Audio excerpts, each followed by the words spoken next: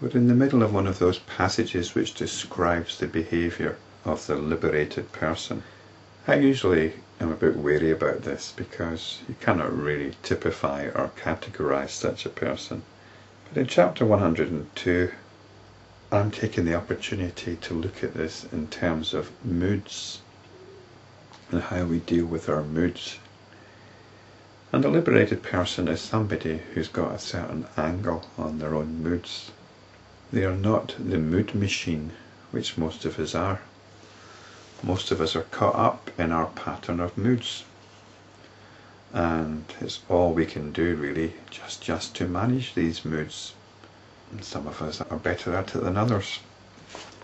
Some of us have perhaps got mood patterns which are less troublesome than others.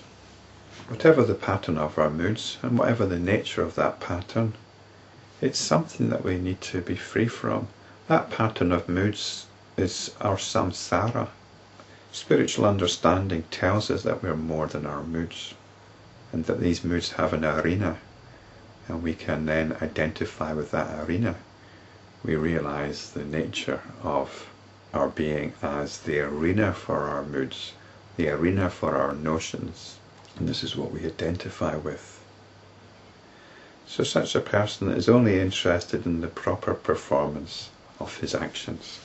He does what needs to be done without allowing them to fuel his moods one way or another. He appears to be happy and unhappy in the respective situation. Such a person is not a machine, just the opposite in fact.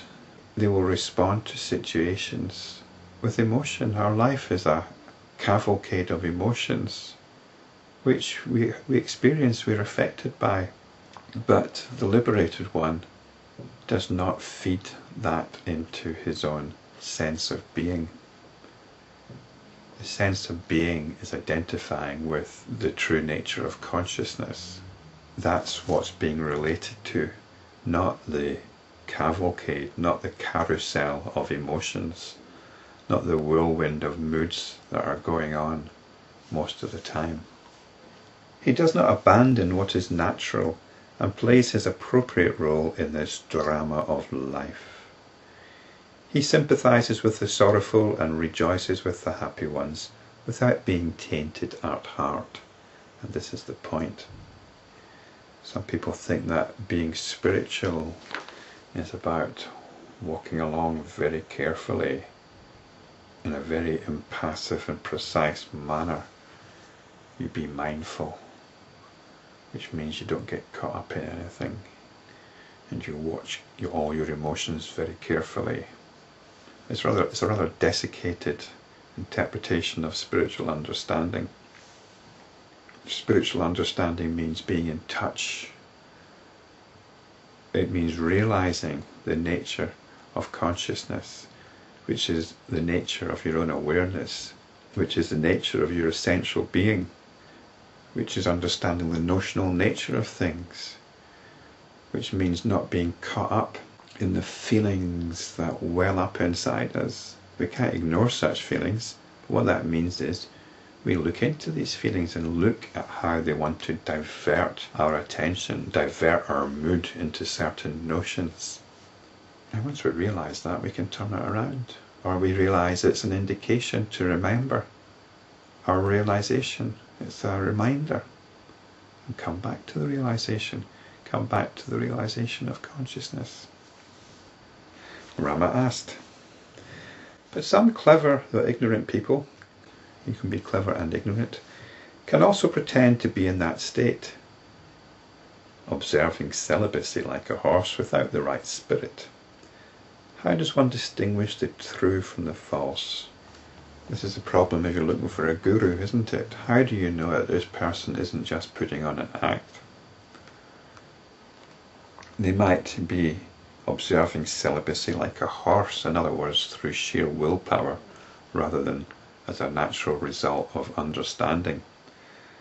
Although celibacy doesn't naturally follow on from understanding. But this is the traditional way of looking at things. Vasistha replied, Whether it is true or false, such a nature is praiseworthy. I suspect it's not the nature of pretense that's praiseworthy, but what is being pretended to is praiseworthy. The truly wise ones live as if they had various desires, and they laugh with the fools, though they themselves are wise. It's not as if they're pretending to have various desires. It's just construed that way because as an individual, as a perceived individual, you accrue things, or you get rid of things. There's a flow of things towards and away from you. I suppose the point here is you can't dismiss a wealthy person as being unwise just because they've got a lot of stuff. No one knows their inner peace and illumined state. Only wise ones know other wise men. In other words, you can't really tell. This is the point. And it shouldn't really be an issue. What you need to be getting on with is your own spiritual practice, not looking for somebody else to tell you what to do. The true men of wisdom do not expose their wisdom, nor parade it to win the admiration of the masses. The latter are distractions in the eyes of the wise. I wish everyone to know how good I am, so that they may worship me. Such thoughts arise in the mind of the vain man, not of the wise one. And indeed, such thoughts are very seductive thoughts, especially if you have touched the truth, if you've had some realization of the nature of consciousness. This need for adoration can take over and can sweep your spiritual insight along with it. This is when spirituality gets really perverted. It gets fed into this vanity. I've seen this myself. It was quite shocking to behold. It's not really the done thing to mention names, but I went to see a particular guru in India.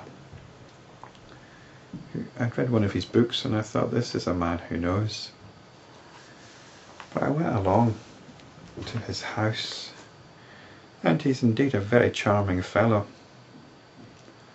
But all I could see on display was a preening ego, and the other people there seemed quite happy to simper and fawn over him.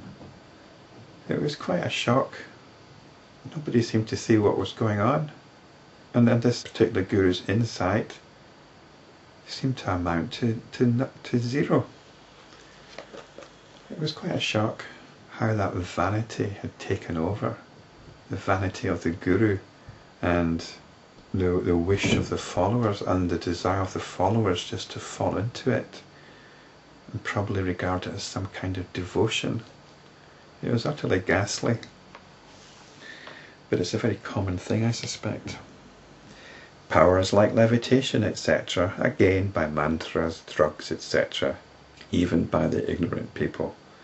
Well, this is the understanding at the time, of course. He who is prepared to make the necessary effort can gain these, whether he is enlightened or not. It is the ego that makes the effort and gains the powers. These powers intensify the vasanas, or mental conditioning, but the enlightened man is not interested in any of these. He regards the world as a blade of grass, just something which flutters along, not worthy of attention. The enlightened one lives a non-volitional life, engaging himself spontaneously in appropriate action. Even the celestial pleasure gardens do not make one as happy as the wisdom of the enlightened man. The latter sees, when his own body is subjected to heat and cold, etc., as if all these happened to someone else. He lives for the sake of others, with a heart full of compassion for all beings. He may live in a cave, in a hermitage, or a house, or he may be wandering constantly. He may be a teacher or a student. He may have psychic powers, or he may be forever in samadhi. I'll just conclude this by saying this is somebody who's not dictated to by moods and notions. It's somebody who is no longer a mood machine.